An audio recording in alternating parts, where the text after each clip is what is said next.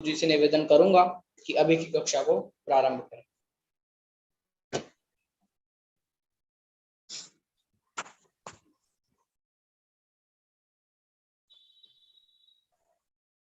श्रीवर्धमानमर्हन्तं नत्वा बालप्रबुद्धे विरच्यते मितस्पष्ट संदर्भ न्याय दीपिका पक्षपातो न मे वीरे न द्वेषः कपिलादिषु युक्तिमद्वचनं यस्य तस्य कार्य परिग्रह।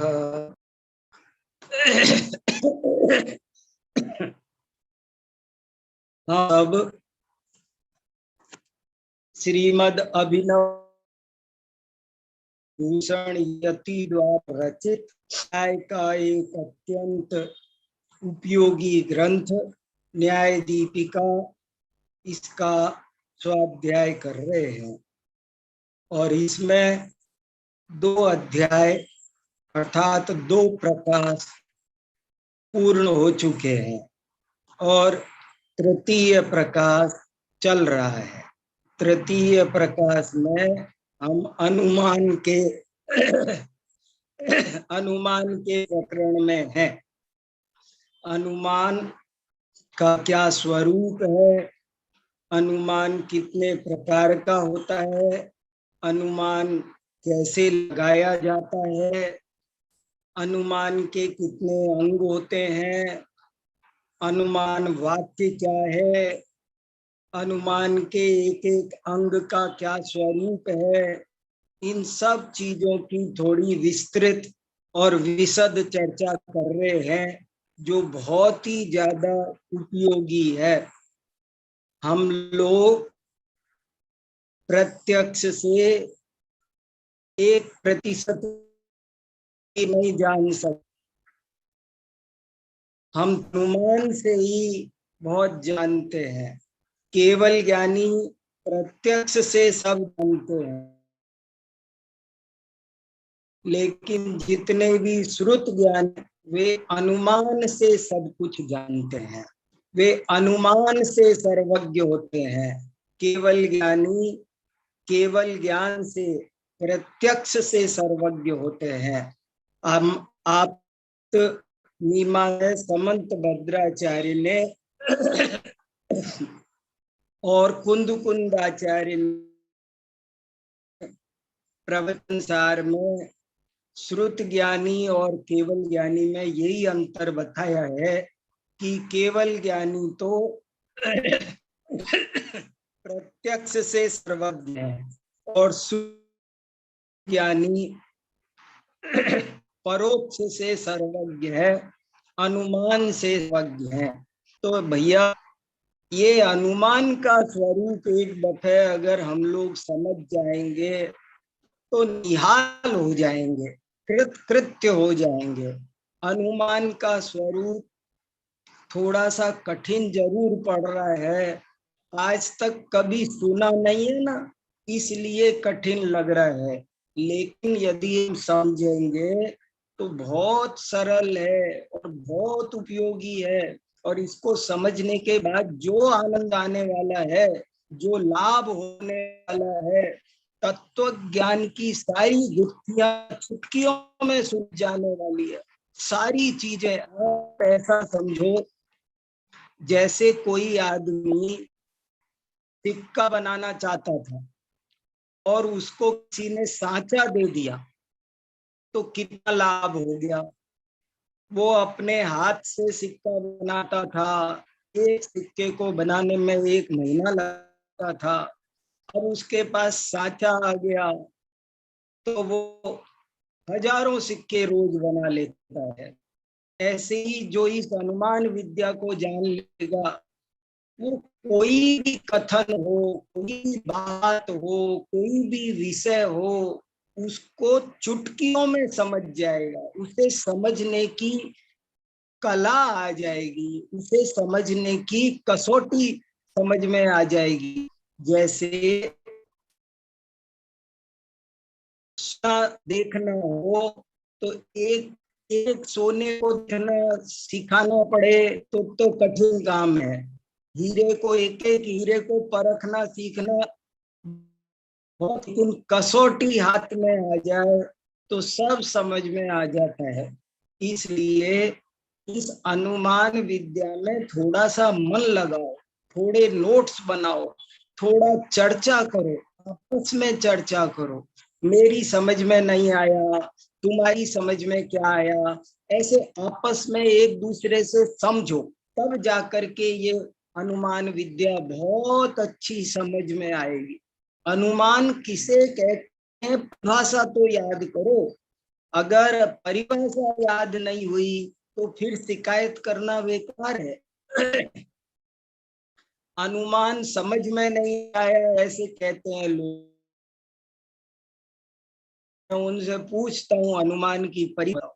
हम लोग आज जो अनुमान का में प्रयोग होता है ना, वो तो अंदाजा, मेरे अंदाजे, मेरे अनुमान से ऐसा है, अनुमान से बारिश आएगी, अनुमान से ये 10 किलो होगा, ऐसे के फेंकने का नाम, कुछ भी तुक्का फेंकने का नाम अनुमान नहीं है।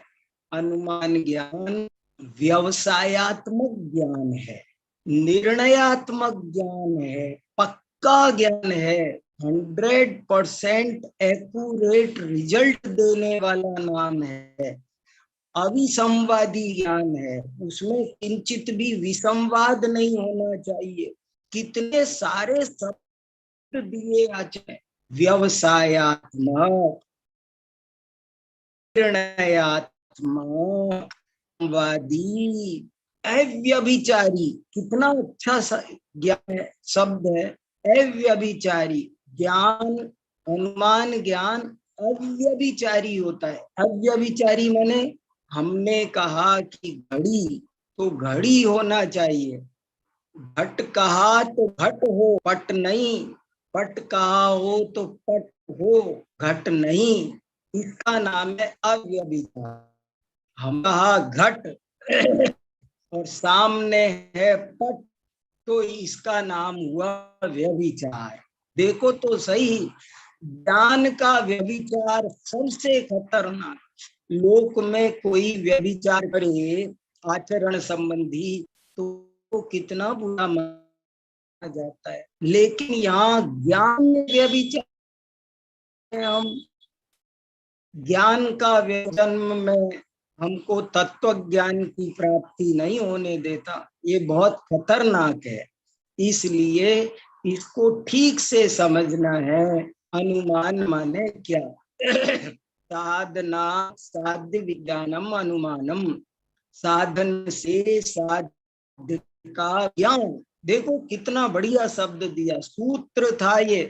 ज्ञान भी लिख सकते थे लेकिन ज्ञान नहीं लिखा, विज्ञान लिखा। विज्ञान माने विशिष्ट ज्ञान, नियम से ज्ञान, पक्का ज्ञान, निर्णयात्मक ज्ञान हो तो ही वो अनुमान है। यदि निर्णयात्मक ज्ञान न हो तो वो अनुमान नहीं है। और सारा का सारा अनुमान साधन और साध्य की व्याप्ति पर डिपेंड करता है। अब ये नया स्टेप ले जो हमने कल लिया, और ये समझना और जरूरी है। अनुमान व्याप्ति पर निर्भर है। साधन से साध्य का ज्ञान होना अनुमान है। तो कैसे होता है साधन से साध्य का ज्ञान, कैसे होता है? तो जैन आचार्य नैयायिक कहते हैं कि साधन में और साध्य में रिलेशन होता है। उस रिलेशन का नाम है व्याप्त व्यापक संबंध, उसका नाम व्याप्ति। व्याप्ति शब्द भी बहुत प्यारा है। आप थोड़ा सा शब्द को ही समझो तो समझ में आए। व्याप्ति का एक अर्थ तो मैं आपको 2 दिन से बता रहा हूं, व्याप्त होने की। और अभी दूसरा और बताता हूं, बड़ा अच्छा मजेदार। व्याप्ति, व्याप्ति माने वी प्लस आपति, व्याप्ति वी प्लस आपति। आपती प्राप्ति, प्राप्ति सब में उपसर्ग है। प्राप्ति और व्याप्ति में क्या फर्क है? कोई फर्क नहीं है, जरा सा खास फर्क है अंतर का। प्राप्ति में प्र उपसर्ग प्लस आपती है और व्याप्ति में वी उपसर्ग पूर्वक आपती है। विशिष्ट प्राप्ति होनी।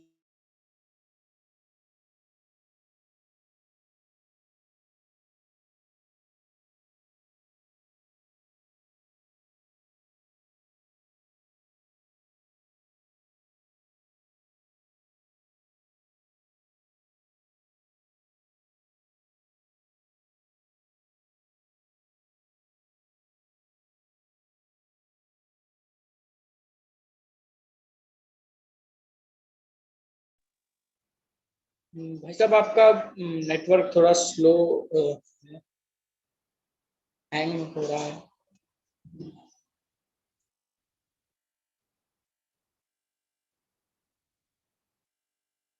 जी सॉरी सर, आवाज आ रही है? जी संदेश भैया, जी बीच में शायद 1 मिनट डिस्कनेक्ट हो गया था। चलिए, तो ये बहुत इंपॉर्टेंट बात चल रही है कि धुआं अग्नि का ज्ञान क्यों कराता है, इस पर आपको सोचना है। धुआं, मैं आपके सामने बहुत बड़ा क्वेश्चन मार्क रख रहा हूं। धुआं अग्नि का ज्ञान क्यों कराता है, और उसका उत्तर भी आप, ये 2-3 वाक्य भूलने लायक नहीं है। आप थोड़ी जो खास बात होती है ना, डिटेल को भले याद मत रखो, लेकिन जो सूत्रात्मक कथन होते हैं उनको याद रखो। क्या सूत्रात्मक कथन है? धुआं अग्नि का ज्ञान कराने वाला कैसे है? तो जैन आचार्यों ने उत्तर दिया, क्योंकि धुआं की अग्नि के साथ व्याप्ति है। धुआं अग्नि के साथ नियम से पाया जाता है, ये खास बात है। धुआं अग्नि के साथ नियम से पाया, व्याप्ति है, ये खास बात समझने की। और कोई कारण नहीं है। अब ये मैं तीसरा स्टेप उठा रहा हूं, और कोई कारण नहीं। देखो, बौद्धों ने तो ये कहा कि धुआं अग्नि का कारण इसलिए है क्योंकि वो उससे उत्पन्न होता है। वे तदुत्पत्ति ताद्रूप्य को व्याप्ति का कारण मानते हैं। मैंने दूसरे दर्शन की बात 1 मिनट को जरूरी समझ के बतानी पड़ी है। व्याप्ति, बौद्ध लोग तदुत्पत्ति और ताद्रूप्य हो, तादात्म्य हो, तभी व्याप्ति मानते हैं। वो कहते धुआं अग्नि का ज्ञान इसलिए करा रहा है क्योंकि वो अग्नि से उत्पन्न हुआ है। लेकिन जैन आचार्य कहते हैं उत्पन्न होने के कारण कोई चीज ज्ञान नहीं कराती है। अगर उत्पन्न होने के कारण कोई चीज ज्ञान कराए तो कल रविवार होगा, क्योंकि आज शनिवार है। तो क्या शनिवार से रविवार की उत्पत्ति हुई है? नहीं, ताद्रूप्य का भी कोई संबंध नहीं है। तदुत्पत्ति ताद्रूप्य के कारण व्याप्ति नहीं होती है। अंश अंशी संबंध के कारण होती है? नहीं, अंश अंशी संबंध भी नहीं है। धुआं और अग्नि में अंश, आत्मा और ज्ञान में अंश और अंशी संबंध भले हो, लेकिन ज्ञान आत्मा का निर्णय इसलिए नहीं कराता है कि वो उसका अंश है, बल्कि इसलिए कराता है क्योंकि ज्ञान और आत्मा में व्याप्य व्यापक संबंध है। ये एक बहुत ही जरूरी, बहुत ही अच्छी, थोड़ा जब तक आप स्वयं चिंतन नहीं करेंगे, स्वयं थोड़ा सा होमवर्क नहीं करेंगे, तब तक ये मूल मुद्दे की बात है वो पकड़ में नहीं आएगी। बहुत जोर दे के पहले भी कहा था, कल का हमने पूरा पैराग्राफ पढ़ा, और पहले जब तर्क का प्रकरण आया था इसी अधिकार में, तो 15 नंबर के पैराग्राफ में मैं पढ़ के सुना रहा हूं आपको। न्याय दीपिका 3रा अध्याय 15 नंबर का पैराग्राफ देखो, वहां व्याप्ति की क्या परिभाषा लिखी, वो भी सुनने लायक है। यही परिभाषा, साध्य साधनयोर गम्य गमक भाव प्रयोजको व्यभिचार गंध असहिष्णु। देखो, व्याप्ति असहिष्णु होती है। असहिष्णु समझ में आया? व्याप्ति को जरा सी भी गलती पसंद नहीं है। व्याप्ति 3 लोक 3 काल में घटित होनी चाहिए, उसे जरा सा भी व्यभिचार पसंद। व्यभिचार गंध, ये शब्द कितना प्यारा है रे बाप। व्यभिचार गंध असहिष्णु। व्याप्ति व्यभिचार की गंध को भी सहन नहीं कर सकती। व्यभिचार गंध असहिष्णु, वो व्यभिचार की गंध को भी सहन नहीं कर सकती। ऐसी यहाँ पर बहुत खास। आप जब भी, फिर सुनो एक बार, 2 मिनट और एक बात कह के आगे बढ़ता हूं, फिर आप लोग भले प्रश्न करना, चर्चा करना, तब ये चीज समझ में आएगी। जब भी हम कोई हेतु देते हैं, जब भी हम कोई साधन प्रस्तुत करते हैं किसी साध्य को सिद्ध करने के लिए, तो हमें ये भली भांति चेक करना चाहिए, अगेन एंड अगेन चेक करना चाहिए, उसकी परीक्षा करनी चाहिए भली भांति के साधन वही साधन होना चाहिए जो साध्य के बिना नहीं होता हो। साध्य के होने पर ही साधन को होना चाहिए। साध्य के बिना साधन को, हमें ऐसा साधन प्रस्तुत करना है जो साध्य के होने पर ही होता है, साध्य के बिना नहीं होता। और यही जो पॉजिटिव नेगेटिव है, इसी का नाम अन्वय व्यतिरेक। साध्य के होने पर, लाइन लिखी जा 3-4 बार लिखनी चाहिए, एक दृष्टांत लिखना चाहिए, 4-4 5-5 दृष्टांत लिखो। साध्य के होने पर ही साधन का होना, ये अन्वय है। साध्य के नहीं होने पर साधन को नहीं होना चाहिए, ये व्यतिरेक है। ये बिल्कुल बैठेगा तभी जाकर के साध्य बैठेगा। जहां जहां ज्ञान है वहां वहां आत्मा है, जहां जहां स्पर्शादि है वहां वहां पुद्गल है। ये बहुत साफ एकदम बात। हाँ बिल्कुल, यही तो मैं कह रहा हूं। आज संडे है, कल मंडे होगा। अब मंडे का हेतु संडे बना दिया, जबकि संडे और मंडे का आपस में कोई कनेक्शन ही नहीं है, लेकिन फिर भी एक कनेक्शन है, और उस कनेक्शन का नाम है व्याप्य व्यापक। ये आपने सैकड़ों तरह के संबंध सुने होंगे, व्याप्य ज्ञापक, वद्य घातक, द्योत्य द्यो, लेकिन ये एक अद्भुत संबंध है, इसका नाम है व्याप्य व्यापक। साधन हमेशा व्याप्य को बनाया जाता है, साधन हमेशा व्याप्य को बनाया जाता है, तभी वो अपने व्यापक की का गमक होता है। गमक, गमक माने ज्ञापक, वो उसको बताने वाला होता है।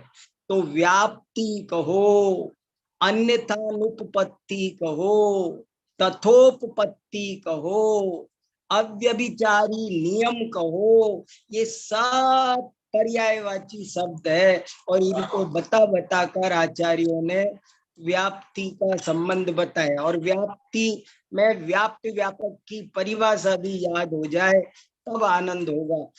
व्याप्य किसे कहते हैं? जो व्याप्ति क्रिया का कर्म हो। कितना बढ़िया पढ़ा था ना हमने कल 75वें पैराग्राफ में, नहीं 75वां नहीं, सॉरी आगे खुल गया। कल हमने पढ़ा था ना कितना बढ़िया, हाँ 69 पैराग्राफ में पढ़ा ना। जो व्याप्त व्यापक की परिभाषा याद रखो। जो व्याप्ति क्रिया का कर्म है वो व्याप्य है, और जो व्याप्ति क्रिया का करता है वो व्यापक है। ऐसा देखो, वाक्य बनाओ, अग्नि धूम को व्याप्त करती है। अग्नि, या इस ये सेंटेंस में कर्ता कौन है, कर्म कौन है? अग्नि धूम को व्याप्त करती है, धूम अग्नि को व्याप्त नहीं करता है। देखो गजब की बात है। आत्मा ज्ञान को व्याप्त करता है, ज्ञान आत्मा को व्याप्त नहीं करता। ये एक गजब की बात है। सब पुद्गल, अमुक वस्तु पुद्गल है क्योंकि इंद्रिय ग्राह्य है। तो ये जो इंद्रिय ग्राह्यत्व नाम का हेतु है ये व्याप्य है। जो जो इंद्रिय ग्राह्य है वो पुद्गल है।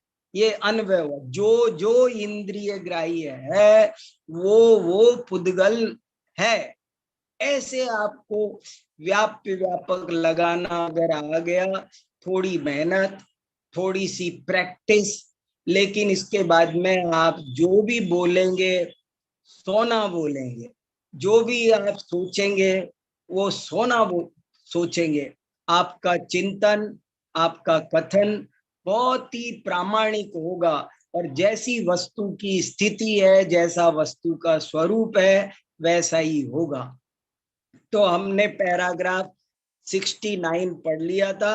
अब आज मैं पैराग्राफ नंबर 70 पढ़ रहा हूं, और 70, 71 इस व्याप्ति को समझाने के लिए ही है। और ये भी एक दूसरा उदाहरण दे रहे हैं, बस कोई खास नई बात इस उदाहरण में 70वें पैराग्राफ में कोई नई बात नहीं बताई जा रही है।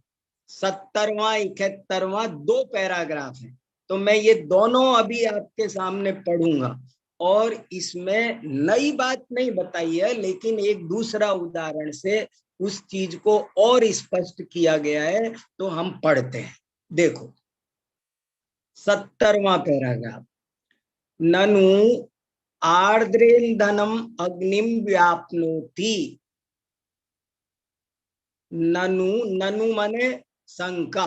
यहाँ शंकाकार कोई शंका कर रहा है, श्रोता एक प्रश्न प्रस्तुत कर रहा है।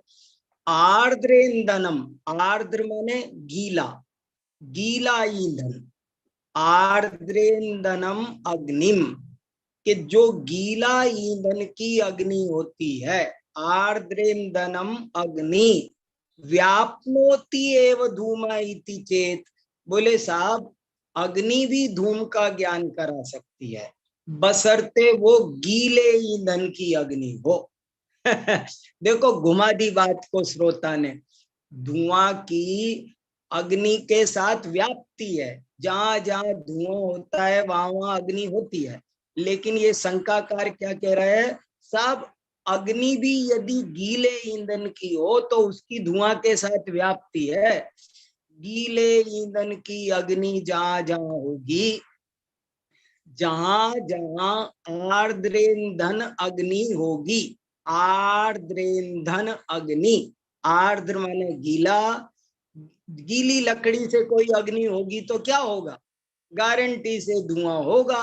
तो वो बोले गीले ईंधन की अग्नि हो तब तो साहब वो तो फिर धुआं का भी ज्ञान करा देगी ना साहब।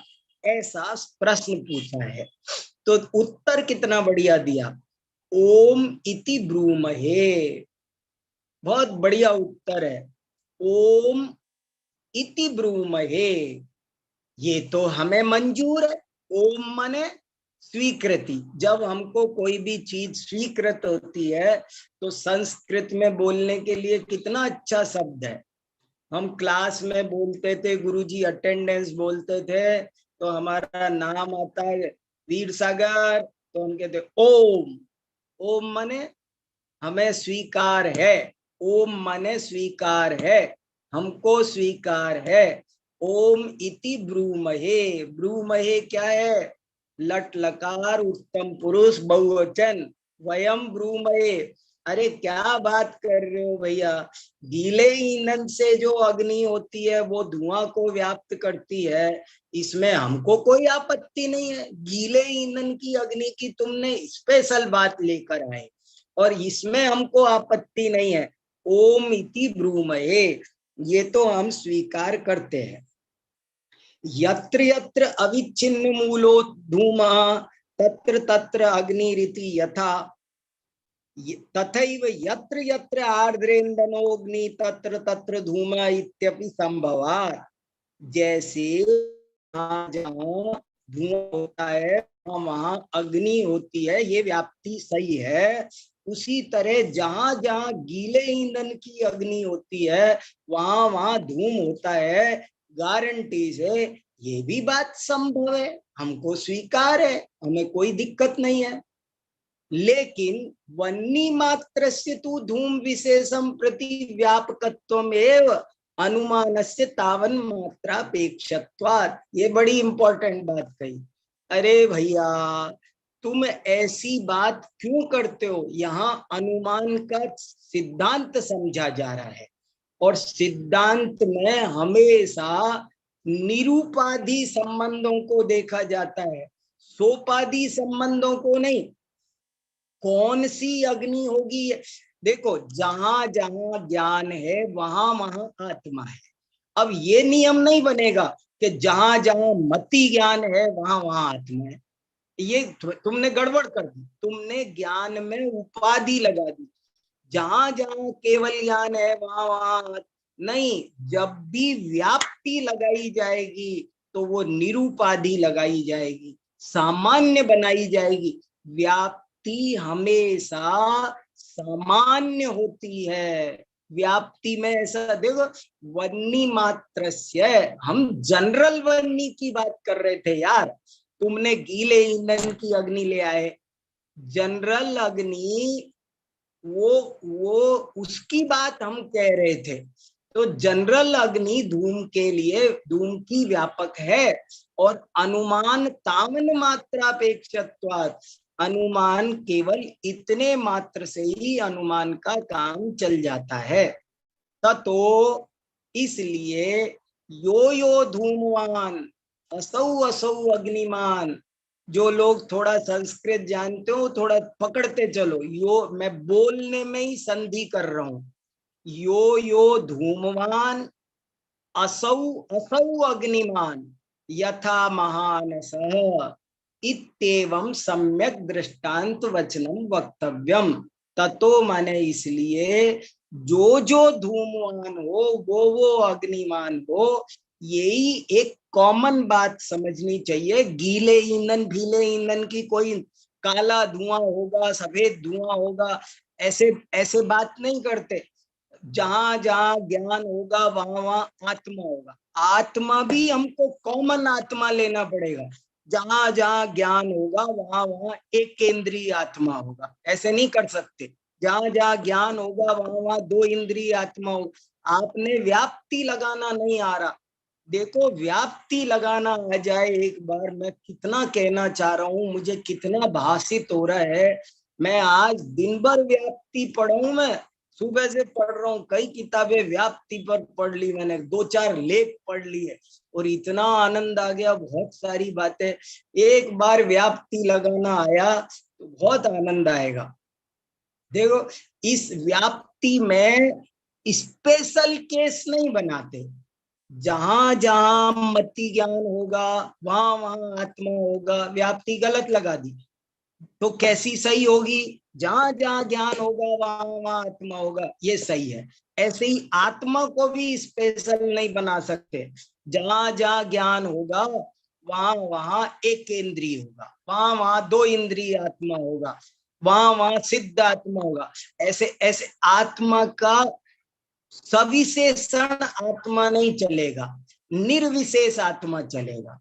क्योंकि अनुमान में ये बहुत अच्छी लाइन है, अनुमानस्य तावन मात्र अपेक्षत्वात्, अनुमान में इतना मात्र ही अपेक्षा होती है, जनरल नियम बनाया जाता है। ततो यो यो धूमवान असौ असौ अग्निमान यथा महानस इत्येवं सम्यक दृष्टांत वक्तव्यम।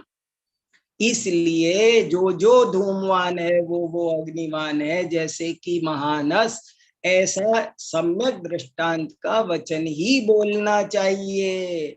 विपरीत वचनम तू दृष्टांत भाषा।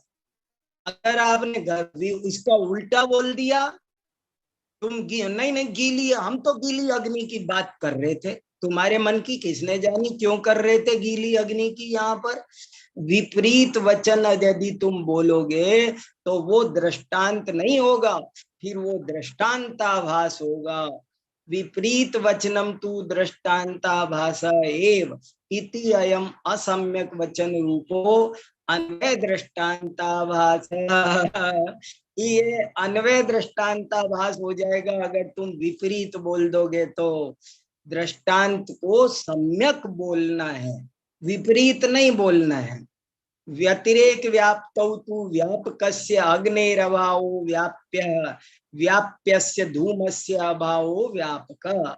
और जब व्यतिरेक व्याप्ति घटाई जाएगी तो व्यापक के अभाव में व्याप्य का अभाव और व्याप्य के अभाव में व्यापक का अभाव। ऐसे जैसा है वैसा ही, साध्य के होने पर ही साधन होता है, साध्य के नहीं होने पर साधन नहीं होता है।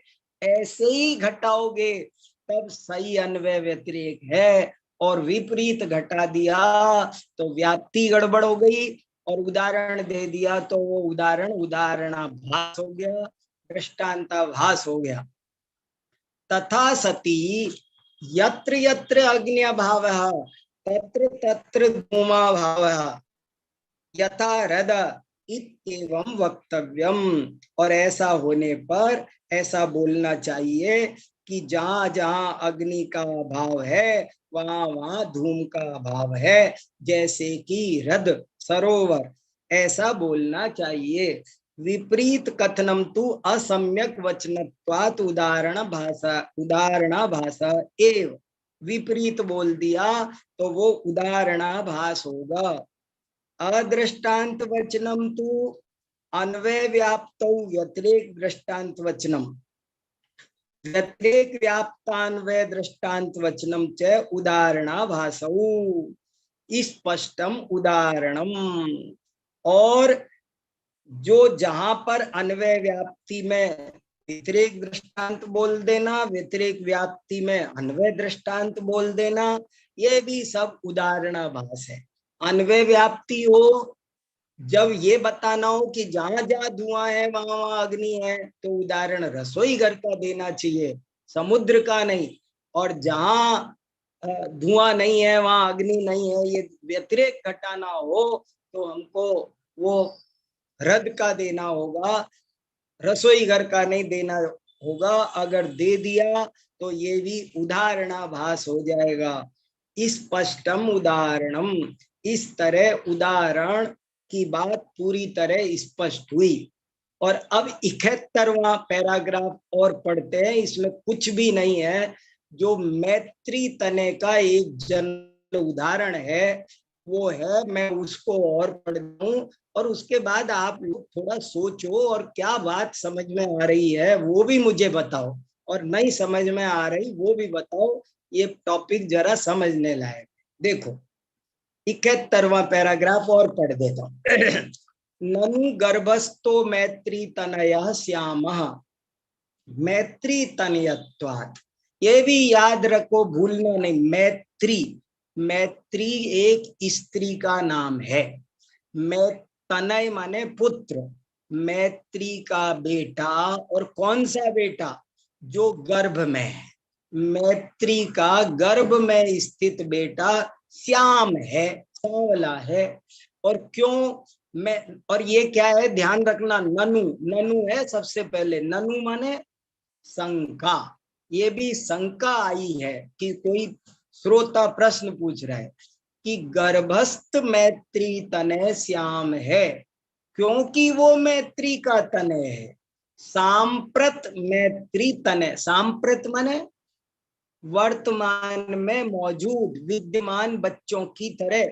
जैसे उसके मैत्री के और 4 बच्चे हैं और वो चारों काले हैं, वो कह रहे देखो जैसे उसके 4 बच्चे हैं ना वो काले हैं, तो ये 5वां बच्चा है ये भी काला होगा क्योंकि वो भी मैत्री का बेटा है। तो यहाँ पर मैत्री तनय श्याम, ये हो गया प्रतिज्ञा, मैत्री तनयत्वात् ये हो गया हेतु, और सांप्रत मैत्री तनयवत ये हो गया दृष्टांत।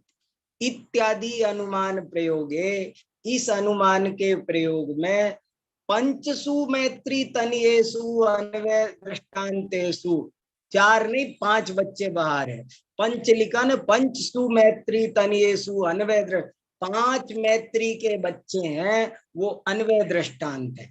यत्र यत्र मैत्री तनियत्वम तत्र तत्र श्यामत्वम इति अन्वय व्याप्ते, व्यतिरेक दृष्टांतेषु गोरेषु, गोरे बच्चों में जो अमैत्री तनियेषु सर्वत्र यत्र यत्र श्यामत्वम नास्ति तत्र तत्र मैत्री तनियत्वम अपि,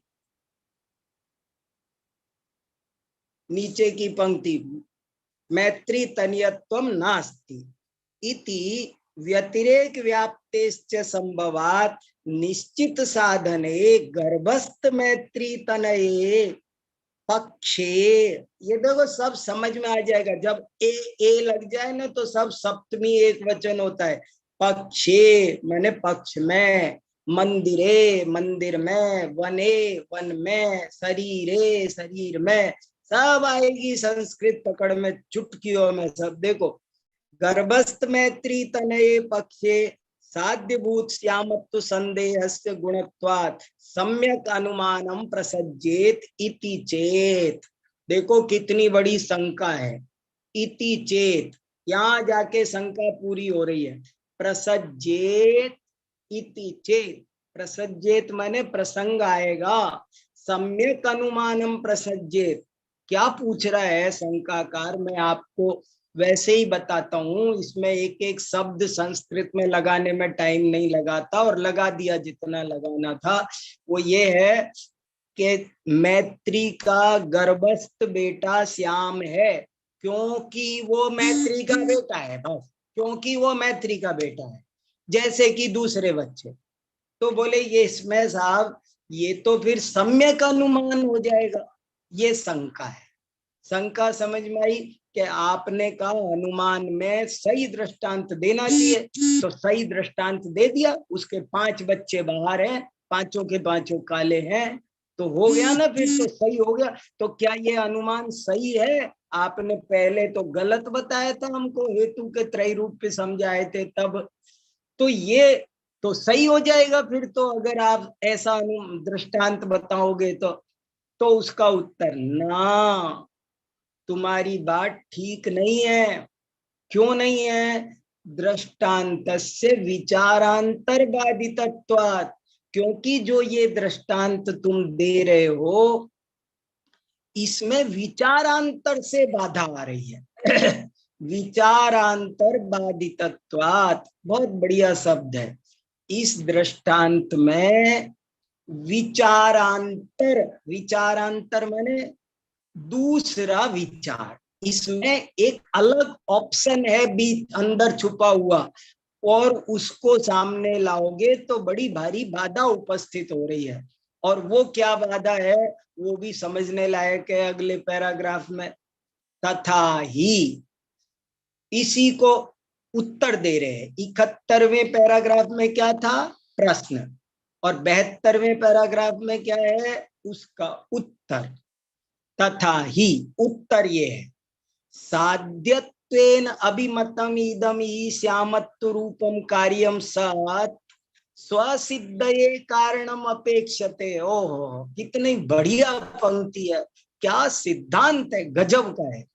साध्यत्वेन अभिमतम इदम ही श्यामत्व रूपम कार्यम सत् स्वसिद्धये कारणम अपेक्षते। साध्य रूप से माना गया जो कार्य हो वो अपनी सिद्धि के लिए कारण की जरूरत रखता है, ऐसे ही सिद्ध नहीं कर दे। कोई भी साधन ऐसे ही साध्य को सिद्ध नहीं कर देता है, उसका कोई कारण होना चाहिए। तच्च कारणम न तावन मैत्री तनयत्वम, और उसका कारण केवल मैत्री तनय होना काफी नहीं है। क्यों नहीं है? बिना पी तत्, उसके बिना भी पुरुषांतरे श्यामत्व दर्शनात्, कोई आदमी कोई दूसरा बच्चा वो सांवला हो सकता है, इसलिए ये कोई कारण नहीं बना। नहीं कुलालादिकम अंतरेण संभविना पटस्य कुलालादिकम कारणम। कुलाल माने, देखो मीनिंग बहुत याद करो, मीनिंग होंगे तो बहुत नहीं जाएगा।